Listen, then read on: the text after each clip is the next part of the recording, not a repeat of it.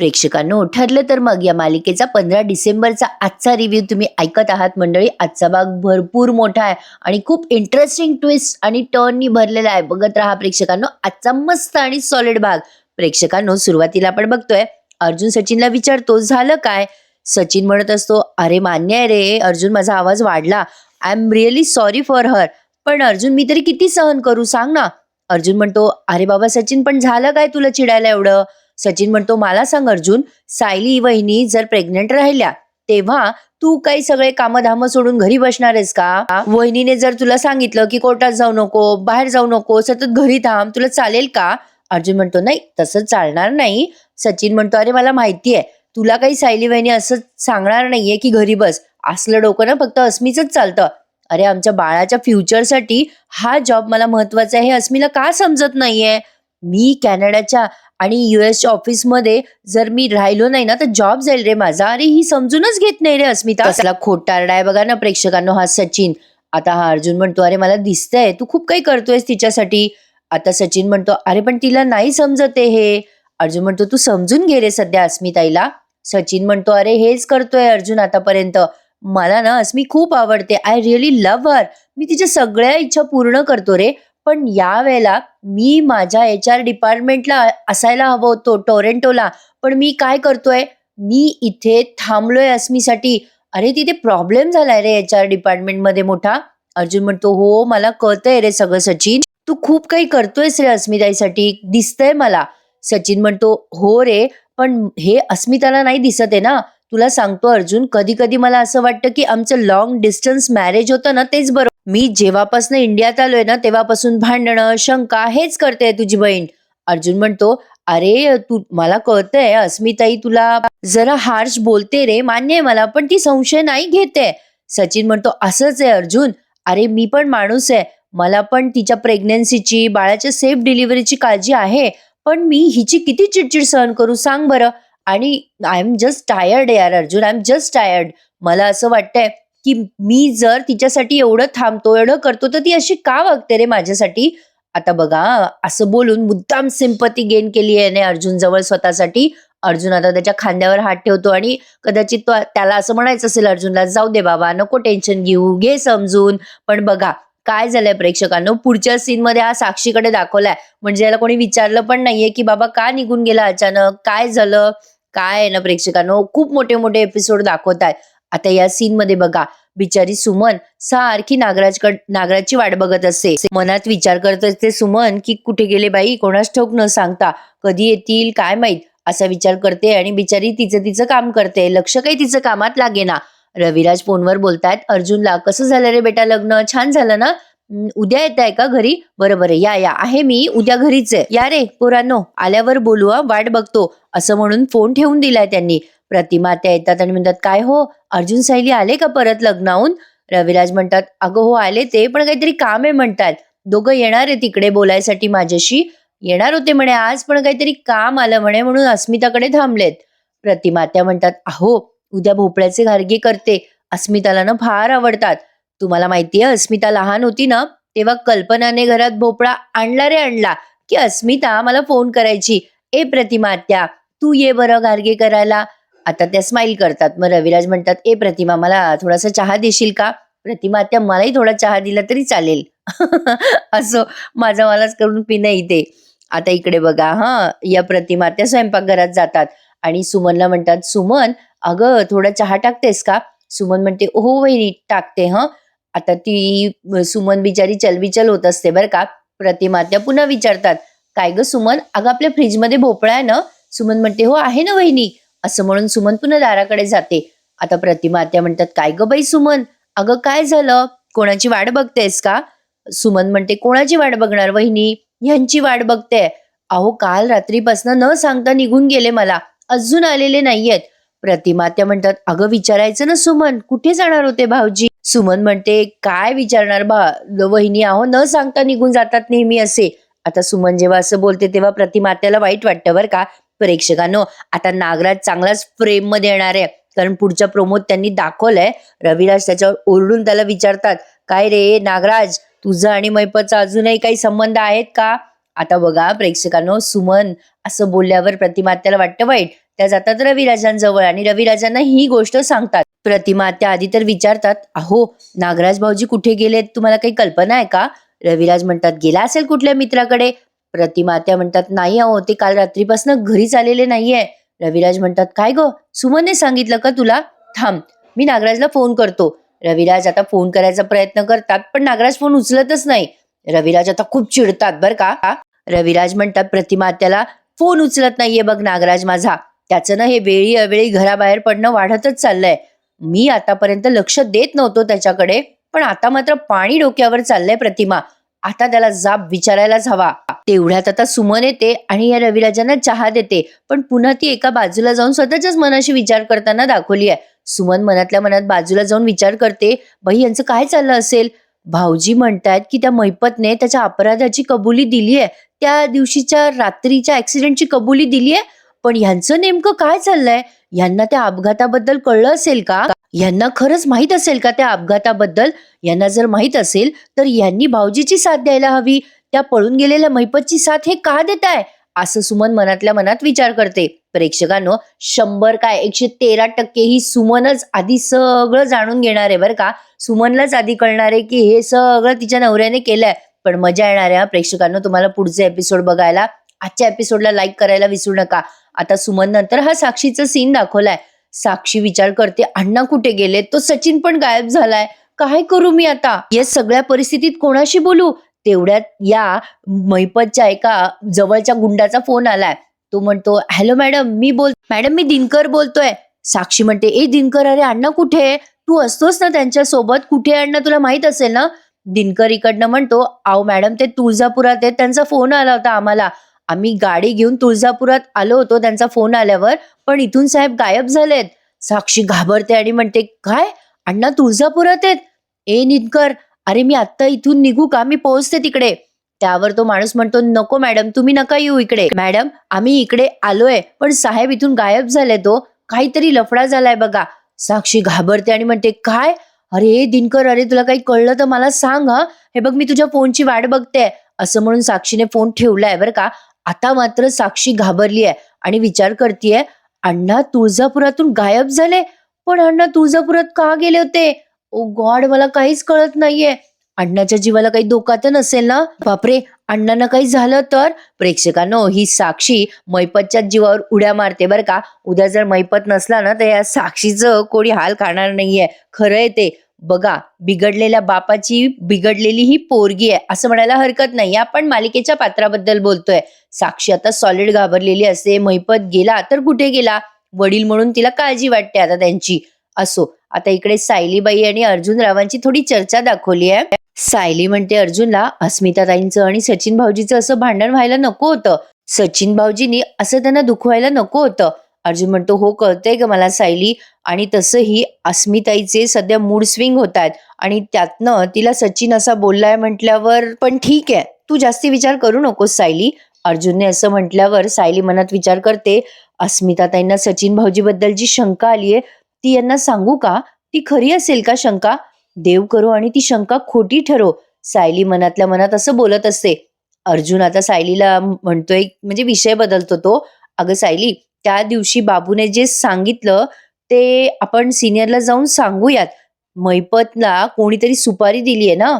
सायली म्हणते, हो ना, ठरल्याप्रमाणे आपण आजच जायला हवं होतं रविराज काकांकडे, पण आपल्याला अस्मिताताईला सोडून जाता आलं नाही. अर्जुन म्हणतो, हो ना, माझाही सचिनला समजवण्यातच वेळ गेला. जाऊयात आपण उद्या. मी सिनियरला फोन करून सांगितलंय आम्ही उद्या येतो म्हणून. सायली म्हणते, तो जो कोणी शत्रू असेल ना, हो, त्याचा अंदाज नक्की रविराज काकांना असणार. मैपतला हाताला धरून तो आजही काही ना काही कारवाया करत असेल का? अर्जुन विचार करतो, सायली, मैपत ना आपल्याला सापडायला पाहिजे होता ग. आता विदिन अ सेकंड दोघेही काहीतरी विचार करतात. सायलीच्या मनामध्ये त्या दिवशीचा सीन येतो. जंगलामध्ये यांनी बाबूचा फोटो लावलेला असतो ना झाडाला, तो फोटो बघून मैपतने कोणाला तरी फोन केला हे सायलीला आठवतं आणि ती आता ते अर्जुनला शेअर करते. सायली म्हणते, अहो तुम्हाला आठवतं का, आपण जेव्हा बाबूचा फोटो दाखवला जंगलामध्ये तेव्हा मैपत कोणाला तरी फोन करत होता. अर्जुन म्हणतो, हो ग, बरोबर आहे तुझं. म्हणजे कदाचित तोच माणूस असेल का हा, ज्याने मैपतला सिनियरला मारायची सुपारी दिली होती? सायली म्हणते, म्हणजे मैपत आजही त्या माणसाच्या संपर्कात आहे तर. बरं आता हा सीन झाल्यावर एकदम सकाळचा सीन घेतलाय त्यांनी.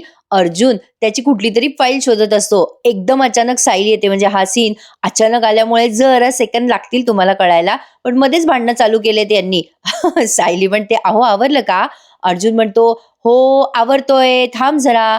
सायली म्हणते, काय हो, थांबीम काही नाही हा. हो, तुम्ही ना असा वेळ काढता आणि ऐन वेळेवर नाश्ता न करता निघून जाता. अर्जुन म्हणतो, मला ना नेहमी तुझ्यामुळे उशीर होतो सायली. सायली म्हणते, माझ्यामुळे?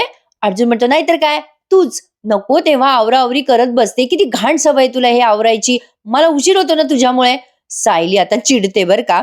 अर्जुन म्हणतो, मी माझ्या फाईल या खुर्चीवर टेबलवर ठेवतो ना व्यवस्थित, पण तू येतेस, आवराआवरी करतेस, कुठेतरी ठेवून देते आणि मला सापडत नाही ते. सायली म्हणते, अहो टेबलवर आणि खुर्चीवर फाईल ठेवणं म्हणजे व्यवस्थित फाईल ठेवणं असं म्हणतात का?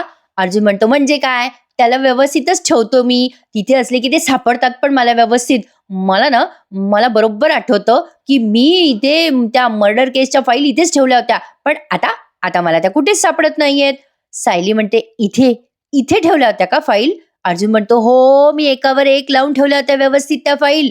सायली चिडते आणि म्हणते, मुळात ना त्या फाईल तुम्ही इथे ठेवल्याच नव्हत्या, त्या आपल्या गादीवर होत्या. आणि जेव्हा मी झोपायला आले तेव्हा या तुमच्या सगळ्या फाईल माझ्या समोर लोळत होत्या बरं का. अर्जुन म्हणतो, अरे तर मी ते उचलून ठेवणार होतो व्यवस्थित. सायली म्हणते, हो बरोबर, मी कुठे झोपणार होते तोपर्यंत. नाही, फाईल ऐवजी मीच कपाटात जाऊन बसायला पाहिजे होतं का? अर्जुन म्हणतो, नाही ग, तसं नाही ते. सायली म्हणते, ओ ते कपाट उघडा. पहिल्या कप्प्यात बघा ते रेशमा मर्डर केस आणि ती कोणती तुम्हाला फाईल पाहिजे ती तिथेच आहे. बघा बघा, उघडा त्या बाजूचा कप्पा. अर्जुन म्हणतो, हो थांब उघडतो. आता सायलीने ते सगळं बरोबर ठेवलेलं असतं बरं का. हाच धांदरट आहे, कुठेही पसारा करतो आणि ठेवून देतो फाईल. अर्जुनने आता ती फाईल काढली आहे. अर्जुनने फाईल शोधली आणि सायलीने सांगितल्यामुळे शोधली. सायली पुन्हा म्हणते, ते रेशमा मर्डर केस तिकडच्या कप्प्यात बघा. अर्जुनला तीही फाईल सापडली. जेव्हा सायली सांगते तेव्हाच त्या फायली सापडतात. सायली आता म्हणते बोलता बोलता, अहो यात ना आता एक सायली मर्डर केस सुद्धा आणून ठेवा. नाही सुटाल एकदाचे, हा सगळा पसारा केला तो मलाच आवरायचा आहे ना. अर्जुन आता काही बोलणार तेवढ्यात सायली म्हणते, नाही नाही, नाश्ता आता करायला येणार आहात की तो नाश्ता मी इथेच आणू का? नाश्ता तुम्हाला बेडवर ठेवून देऊ, तो पण तुम्हाला सापडेल ना मग लगेच. आता अर्जुनकडे बोलायला शब्दच उरलेले नाहीयेत. सायली आता खूप चिडते बर का. अरे एवढा मोठा पसारा केल्यावर कोणी चिडणार प्रेक्षकांनो, केवढा पसारा केलाय त्याने बघा. सायली चिडली आहे. अर्जुन विचार करतो, अरे बापरे, अर्जुन सुभेदार, आता तुम्हाला नाश्ता मात्र झणझणीत मिळणार आहे. या दोघांचे केव्हाही भांडणं होतात काही सांगता येत नाही प्रेक्षकांनो. पण आता इथून पुढचा सीन बघा, प्रिया आणि नागराज कसे कापतायत थरथर. मैपत इतका चिडलेला असतो त्याला किडनॅप केल्यामुळे नागराज आणि प्रियावर. मैपत ओरडून बोलत असतो, नाही तुमच्या दोघांचे फोटो पनवेलच्या चौकात लावले ना चंदनाचे हार घालून, तर नावाचा मैपत शिकरे नाही मी 113% सांगून ठेवतो. एक हाड सापडायचं नाही तुमचं. रक्त ओकून ओकून मरता का नाही तुम्ही बघा. असा कार्यक्रम लावतो ना तुमचा. अरे बाप रे बाप. आता मैपतने एवढ्या धमक्या दिल्यावर या दोघांचं काय होणार आहे. प्रिया विचार करते, बापरे, मैपत जर सुटला तर हा मला नागोबाला 5 मिनिटं पण जिवंत ठेवणार नाहीये. दोघं चिडीचूप उभे आहेत बरं का. प्रेक्षकांनो पहिल्यांदा असं दिसतंय, किडनॅप झालेला माणूस एवढ्या धमक्या देतोय आणि किडनॅप करणारे घाबरतायत. दोघं आता बघा चुपचाप एका कोपऱ्यात जातात आणि कसे एकमेकांशी हळूहळू बोलतात. आजचा मालिकेतला सगळ्यात भारी सीन होता बरं का प्रेक्षकांनो. एक मनातलं बोलू तुमच्याशी, खरं खरं सांगतीये, या मालिकेमध्ये ना सगळ्या नायकांपेक्षा जास्ती खलनायकांचा वावर खरंच खूप बेस्ट वाटतो. खरंच बेस्ट वाटतो. कोण कोण माझ्या मताशी सहमत आहे त्यांनी नक्की कमेंट करून मला सांगा. प्रिया आणि नागराज सॉलिड घाबरलेत. आता त्या मैपतला तिथे सोडून ते जाणार तर कसे जाणार. प्रिया म्हणते, तो मैपत किती चवताळलाय बघा. नागराज म्हणतो, चवताळणार नाही तर काय, तो काय हळदी कुंकू लावून ओवाळणार आहे का आपल्याला. साक्षात मैपत शिखरेला किडनॅप करून ठेवलंय आपण. प्रिया म्हणते, हे बघा त्याच्यातनं त्याला डोळ्यात तेल घालून पारा ठेवावा लागणार आहे. अहो तो जर इथून सुटला ना तर मेलो आपण. नागराज म्हणतो, अगं काय करणार आहे प्रिया आपण. अगं याच्यावर 24 तास लक्ष द्यावं लागणार आहे आपल्याला. याच्याकडे गुंड आहेत ग, पण आपल्याकडे नाहीये ना, आपण काय करायचं. मैपत कसा राग राग बघतोय बघा त्यांच्याकडे. या तिघांमध्ये बिचाऱ्यांमध्ये कम्युनिकेशनच राहिलेलं नाहीये. गैरसमज झालाय. पण नागराजने अजून सचिन आणि साक्षीचा फोटो दाखवला नाहीये बरं का मैपतला. त्यामुळे कुठल्याच फेक रिव्ह्यूवर विश्वास ठेवू नका. नागराज म्हणत असतो प्रियाला, अगं ए प्रिया, आपल्या दोघांनाच पहारा ठेवावा लागणार आहे याच्यावर. प्रिया म्हणते, एक काम करा, तुम्ही याच्यावर पहारा ठेवा, मी घरी जाऊन येते. नागराज म्हणतो, ए ए, डोक्यावर पडलीये का तू? इथे सुमनचे कॉल येतात मला सारखे, मी उचलले नाहीये. दादाचे मिस कॉल पण आहेत, 15-20. मला घरी जायला पाहिजे का बाई प्रिया, लक्षात ठेव. प्रिया म्हणते, ए अरे यार, मी कुठे थांबू इथे? तुम्हाला काही कळतं का? मैपत शिकण्यासारख्या राक्षसाच्या तावडीत सोडून जाताय का तुम्ही मला? वाटतं का तुम्हाला काही? नागराज म्हणतो, हे सॉलिड आहेस हं प्रिया. अरे लगेच वुमन कार्ड वापरता येतं हं तुला सोयीने. प्रिया म्हणते, तुम्हाला काय माहिती बायकांना किती सहन करावं लागतं. घरी गेल्यावर माझा नवरा बसला असेल 100 प्रश्न घेऊन. कुठे गेली होती, कोणाला भेटली होती, तुला स्वयंपाकच करता येत नाही, तुला नीट वागताच येत नाही, तुम्हाला माहिती नाहीये काय काय ऐकावं लागतं मला. नागराज म्हणतो, ए प्रिया, तुझ्या संसाराच्या गोष्टी ऐकायला बसलोय का मी इथे? लक्षात येते का तुला प्रिया? तुला आणि मला इथून जायचंय, कळतंय ना तुला? मैपत सगळं ऐकतोय बरं का. आता नागराज म्हणत असतो, पण काय करायचं त्याचा विचार कर प्रिया, आपल्याला जायचंय इथून. प्रिया आता काहीतरी आयडियाची कल्पना करते, जरा सेकंद विचार करते आणि तिच्या पर्समधनं एक औषध बाहेर काढते बरं का. प्रिया म्हणते, एक काम करूया, आपण या मैपतला बेशुद्ध करूयात. अरे त्याला बेशुद्ध केलं तर त्याच्यावर पहारा ठेवायची गरज पडणार नाही ना, आपापल्या घरी जाता येईल. मैपतला बेशुद्ध करूया म्हटलं. नागराज म्हणतो, सॉरी मला हसू आलं. नागराज म्हणतो, ए प्रिया, एखादा मंत्र येतो का तुला बेशुद्ध करायचा? प्रिया म्हणते, कॉमेडी काय करताय, थांबा जरा. प्रिया पर्स मधनं काहीतरी बाहेर काढते आणि म्हणते, तुम्हाला काय बिंडो काढते का हो मी? हवेत तीर नसते मारत मी, हे बघा, हे घ्या, हे बेशुद्ध करायचं औषध आहे. नागराज घाबरतो ना आता प्रियाला. नागराज म्हणतो, ए बाई, हे असलं घेऊन फिरते काय तू पर्समध्ये? प्रिया म्हणते, नेहमी नसतं ते माझ्या पर्समध्ये, मी ते लग्नाला गेले होते, माझ्या मैत्रिणीला पाहिजे होतं म्हणून घेऊन गेले होते मी. नागराज म्हणतो, अगो लग्नात गिफ्ट वगैरे द्यावं प्रिया. प्रिया म्हणते, ओ हे औषध घ्या गपचूप आणि त्या मैपतला बेशुद्ध करा लवकरात लवकर. आता नागराज तो औषध घेतो बरं का आणि हे दोघंही त्याला बेशुद्ध करून आपापल्या घरी जातात बरं का प्रेक्षकांनो. पण मैपत सुटणार यांच्या तावडीतून हे तितकंच खरं आहे. इथून पुढचा सीन त्यांनी सचिन आणि साक्षीचा दाखवलाय. मी म्हंटल ना मगाशी की हा सचिन पुन्हा आलाय बरं का अस्मिताला सोडून, त्याला कोणी विचारलं नाहीये कुठे चालला काय चालला. असो, पुन्हा एकदा ऑफिसचं निमित्त करून खोटं बोलून निघालाच असणार आहे हा, पण हाही लवकरच पकडला जाईल. साक्षी सारख्या एरझाळ्या मारत असते. हा सचिन म्हणतो, असं काय करते सॅम, अगं काय चाललंय, किती अस्वस्थ होतीस, म्हणून मी इथे आलोय ना तुला भेटायला काम सोडून, असं काय करतेस यार.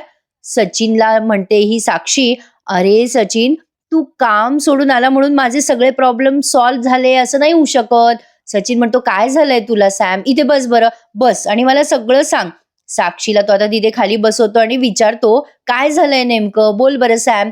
साक्षी म्हणते, सचिन, अरे अण्णाशी कॉन्टॅक्टच होत नाहीये रे, खूप दिवस झाले, म्हणजे मी 5 तारखेपासून अण्णाशी बोललेलीच नाहीये.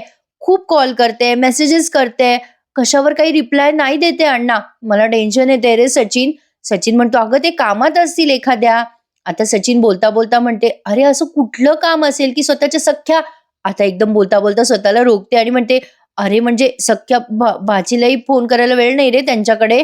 सचिन म्हणतो, बरं ठीक आहे, आत्ता कुठे असतील अण्णा, काही आयडिया आहे का तुला. सचिनला साक्षी म्हणते, अरे 5 तारखेनंतर माझं त्यांच्याशी काहीच बोलणं झालेलं नाहीये सचिन, अरे काहीच नाही. सचिन म्हणतो, अरे बापरे, अगं 5 तारीख म्हणजे खूपच दिवस झालेत. मी काय म्हणतो, आपण पोलिसांमध्ये कंप्लेंट देऊया का. साक्षी घाबरून म्हणते, नाही रे नाही, पोलिसात नाही, पोलिसात नाही. सचिन म्हणतो, अगं असं कसं, तू खरं तर 24 तासानंतरच मिसिंग कंप्लेंट द्यायला पाहिजे होती पोलीस स्टेशनमध्ये, त्यांनी शोधून काढलं असतं अण्णाला. साक्षी घाबरते आणि म्हणते, नाही रे नाही सचिन, अरे ते कुठल्या कामासाठी कुठल्या लोकेशनवर असतील, तिथून रेंज मिळत नसेल कदाचित. अरे काय ना, या सगळ्यात जर असं पोलीस वगैरे सांगितलं पोलिसांना तर अण्णाला नाही आवडणार रे. सचिन म्हणतो, मग आता काय सांगू, वाट बघ त्यांची. आणि ठीक आहे यार सॅम, आता शांत हो, मी आलोय ना, रिलॅक्स यार, असं म्हणून आता हा लगली तिला जवळ घेतो आणि म्हणतो, ठीक आहे सगळं चांगलं होईल सॅम, नको टेन्शन घेऊ. आता साक्षी मनातल्या मनात विचार करते, अण्णाच्या जीवाचं बरं वाईट झालं तरी मी पोलिसांना कॉन्टॅक्ट करू शकत नाही, पण आता या सचिनशी हे कसं शेअर करू, हा तरी माझ्याशी खरं बोलतो का, खरा वागतो का, अरे यार हा डबल स्ट्रेस मी कसा सहन करू, असा विचार करते आणि टेन्शन घेते. हिला कोणी आमंत्रण दिलं होतं का प्रेक्षकांनो हा डबल स्ट्रेस घे म्हणून. असो, पण आता तिला टेन्शन आलंय आणि सचिनवरही तिचा विश्वास नाहीये. सांगायचं तात्पर्य आता पुढचा सीन हा शेवटचा बघत आहात तुम्ही आजचा मालिकेतला. आता सायली चिडलेली असते बरं का अर्जुनवर, कारण त्याने फाईलचा पसारा केलाय म्हणून. सायली बडबडत असते, नेहमी आपल्या इथे तिथे पसारा करता आणि मग गोंधळ घालता. कल्पना ताई म्हणतात, काय ग सायली, काय पुटपुटतेस? सायली म्हणते, काही नाही आई, नेहमीच झालं, स्वतः गोंधळ घालायचा आणि मग आरडाओरडा करायचा.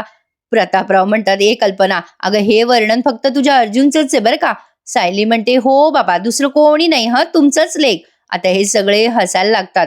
अर्जुनराव खाली येतात हॉलमध्ये आणि म्हणतात, स्पीकरवरनं अनाउन्समेंट झालेली दिसते माझ्याबद्दल. सायली आता त्याच्याकडे बघते आणि करून चालली जाते. ती आता किचन मध्ये दाखवली काहीतरी करत असते गरम वगैरे. प्रतापराव म्हणतात, चला नाश्त्याला चला. मग कल्पना ते म्हणतात, काय रे बाबा, पुन्हा भांडला का सायलीशी? प्रतापराव म्हणतात, कल्पना, ते कार्टून मध्ये दाखवत नाहीत का उंदराचे आणि मांजराचे भांडणं, तसंय यांचं. तुझं माझं जमेना आणि तुझ्या वाचून करमेना. अस्मिता पण तिथेच आहे. विमल म्हणते, बरं झालं, आज खूप दिवसांनी सगळे एकत्र नाश्ता करतायत. आज जरा आपलं घर भरलेलं वाटतंय. सगळे खुश असतात बरं का.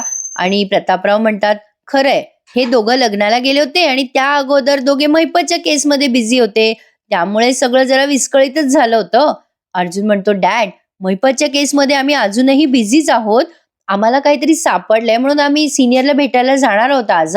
म्हणजे अर्जुनने ही महत्वपूर्ण माहिती दिलीये त्याच्या वडिलांना. अर्जुन सायलीला टोमणा मारत म्हणतो, बायको, आज जायचंय बरं सिनियरकडे, आहे ना लक्षात?